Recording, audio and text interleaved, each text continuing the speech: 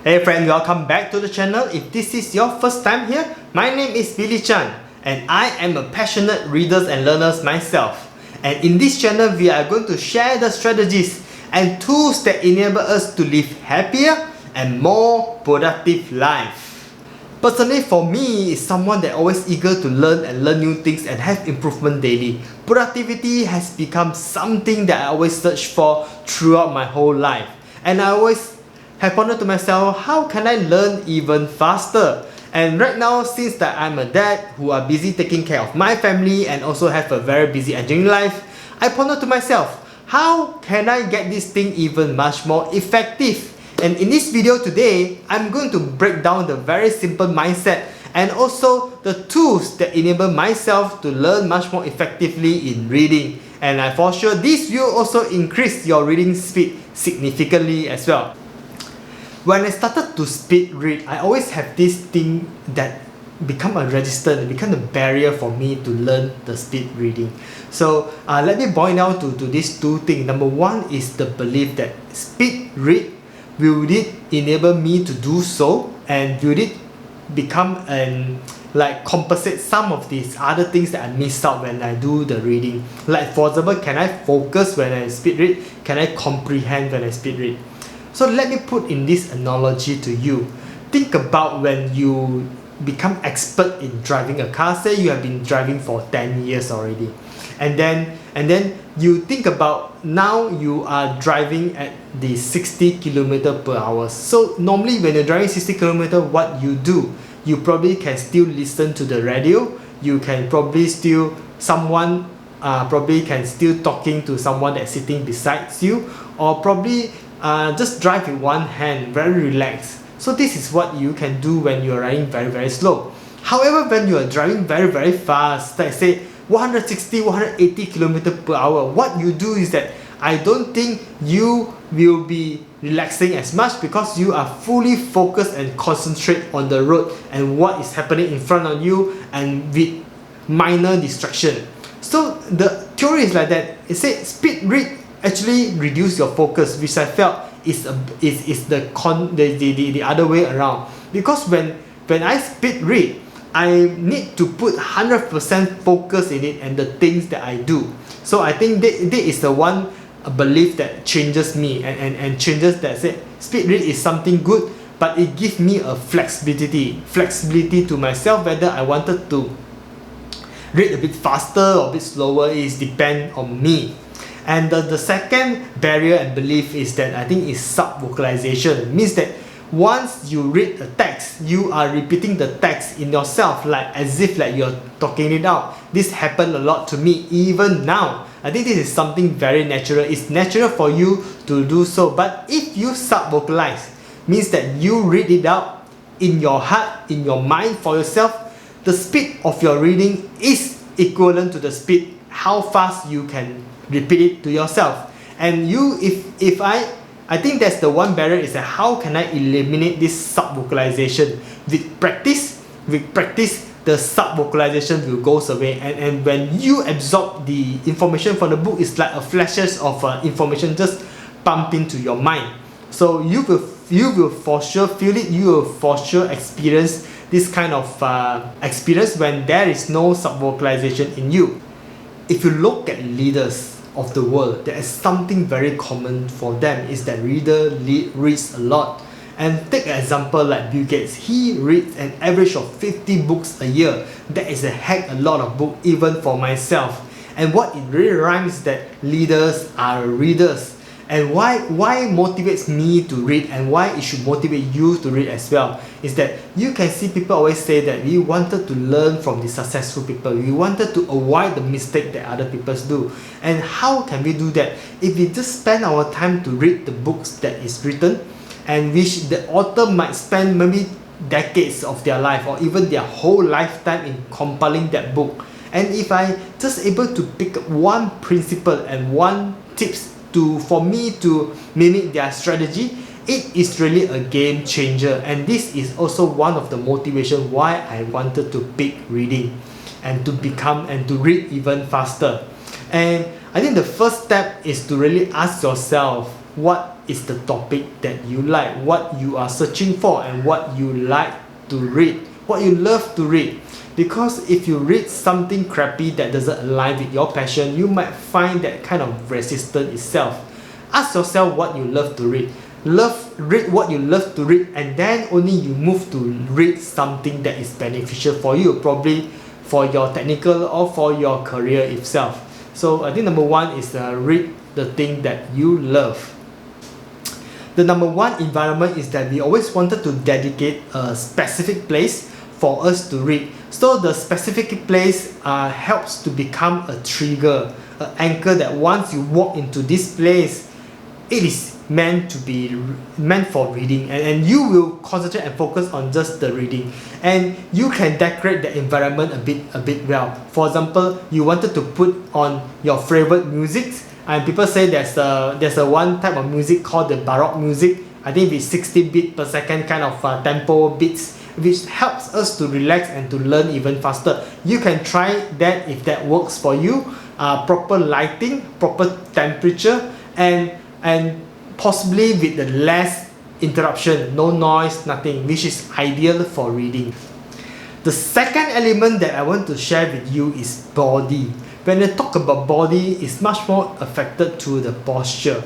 So when we sit down on the specific dedicated place that we have figured out, so we wanted to sit in a very fully erected way, making sure that the spine is straight, and then we can breathe very easily. Once we're able to get all the breathing very easily, it's able to have very good mode, very relaxed mode that can cultivate reading itself.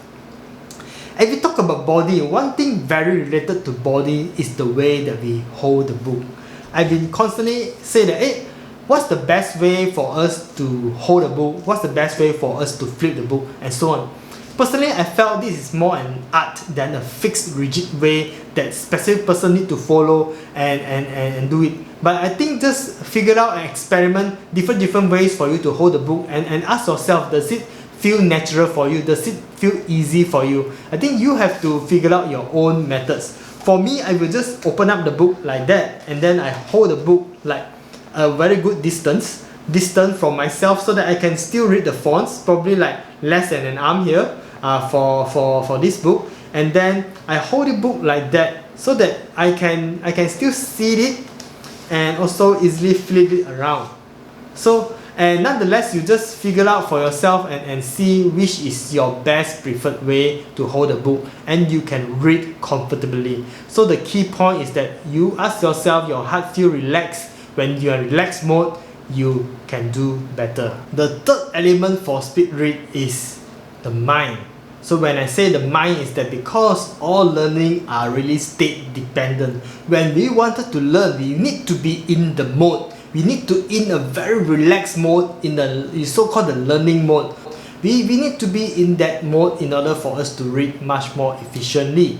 And then for that to say, before we start to read, we need to be in this curious. We need to curious about what we are reading. For example, when I started to pick up this book, and I started and decided to read this book, I need to have a set of questions, a set of expectations, that objective, that what I wanted to gain from this book itself. Is it the principle? Is it some tricks that I can use in my life, or is it some tools that is been mentioned in this book? So what is that? What in particular that I wanted to read the book? Have those kind of a curiosity, expectation, what I want to read for a book, and then it much more to set the mind, to set the unconscious that, okay, this is the thing that I wanted to learn, and if I stumble across this kind of points, I will pick it up in my mind and I will be able to learn it much more effectively. And that means that when you read through it, your mind will know, your mind will pick up what you need, and before you know what you need to have that what you need in you, and have those kind of expectation, have those kind of curiosity that what you want from that book itself. And finally, we come to the fourth element, which is the technique. And only now we come to the techniques at the fourth element, because after you have identified the place that you wanted to read in, and you already know and acknowledge your posture, And when you read, and the most important, your mindset, have the curiosity, the expectation, what you want to obtain from that book, and then we go to the technique. The technique that I'm going to share with you is very simple, even come free. The technique is, I call it the visual pacer. Visual pacer means that it is something that provides you a visual guide for you to pace through whatever that you read. Let me show you how. Example, you have a book here, I have a book here, and then I can visual pace. What is the visual that I want to use? This is the visual pacer. It either can be a pencil, a highlighter, or even the whatever you have yourself with your finger. For me, I will run through it from left to right without missing a word. And there's also some people will always pace in this way. The one that I mentioned to you is doing it left to right. And probably you can do it in the S curve, like skipping maybe one line at a time or two lines at a time is fine. And someone is go through in the middle, top to bottom. And just go with the speed that you want, how fast you want to pace, and see which one you feel much more comfortable in. And then you ask me, does it help? Let me tell you what. Think about a very long time ago when human is there, about the Stone Age. When the human in the Stone Age go into the jungle, what are they most observant about? They are most concerned, they are most observed about the movement of the forest. When some leaf move, when some branches move, what they do, they put that in a very alert mode to make sure that what coming out from the forest later is not a tiger that is going to eat them. So by doing the visual pacer, it's like that. It's already trained your mind, your eyes to focus on whatever your fingers are pointing to. It gives them much more like a goal, an objective for the eyes to do. If you just trust your eye and you just skim like whatever you read normally, you will find that you might be distracted on the things that might be happening around. You might look at the wall, look at the ceiling, and so on. That does happen to me. And you give the eye a direction, it much more tend to focus where you go from with your finger to pace what you read. By then, you will read even faster. You still remember the earlier one I mentioned to you, my struggle of the sub-vocalization, which is the barrier to speed read, because you only can read as fast as you can say it out to yourself. Once you move and pace it at a very faster pace, the sub-vocalization will slowly but definitely eliminate hugely, and you will see a decrease of sub-vocalization, and you will just able to scan and grab the information out from the book and directly store it in your mind for digest. And that really works. You believe me, it will work for you as well. And once the sub-vocalization is no longer there, and definitely you will read even much more faster. And think about it, when you pace, you will also able to grab the chunks of information. At one time, they have the research saying that humans are able to chunk and read 2 to 4 words at one time. So you will just read 2 to 4 words. In like one big sentence probably have 10 words, you will able to just skim through and probably read a big chunk of 3. So this really helps in your speed. And for the techniques, it's pretty simple. You use the visual pacer, whatever that you have, whatever that you are comfortable with. Pick the style you want to have left to right. I would suggest you use the left to right one at one glance. This is what I started without missing a word, without saying that, oh, I might miss something or something else, but just move your finger from left to right, left to right, left to right, and then you will proceed from there very naturally. And then you will see your sub-vocalization reduce significantly, and then it further improve your reading speed. I hope that this is a very simple technique. Try it out. It will become a game changer. It will become a way that for you to read. And for sure, if you use it for a short time, you feel there's a sore on the finger and probably things like that, adjust it around and experience it. If you have things that you want to ask, you can ask me in the comment section, and then I will go through that as well, so that I can answer the question that you have. Alright, I have shared with you the 4 key elements for you to speed read, for you to be effectively in gaining information by reading. And these 4 elements are environment. Make sure that you have this key place. When you go into this place, you know you are tuned in, you wanted to learn something in this place. And the second one is your body. Make sure your posture is right, and then you have the right ways for you to hold the books and so on, that you can become like read even faster in that mode. And the third one is your mind. Make sure that you have the curiosity mind. You have some expectation, what you wanted to gain from the book while you are reading. And the final one is the very simple method of the visual pacer, which is the only techniques that you can use today that is going to significantly change the way and the speed that you read. Believe me, you are going to change and significantly improve volume that you're going to absorb and the amount of knowledge that you're able to do by reading even faster. Alright, if you love what you are seeing today, do tune in and subscribe to this channel, and I'm going to see you on the next video, and bye bye. See you again on the next video.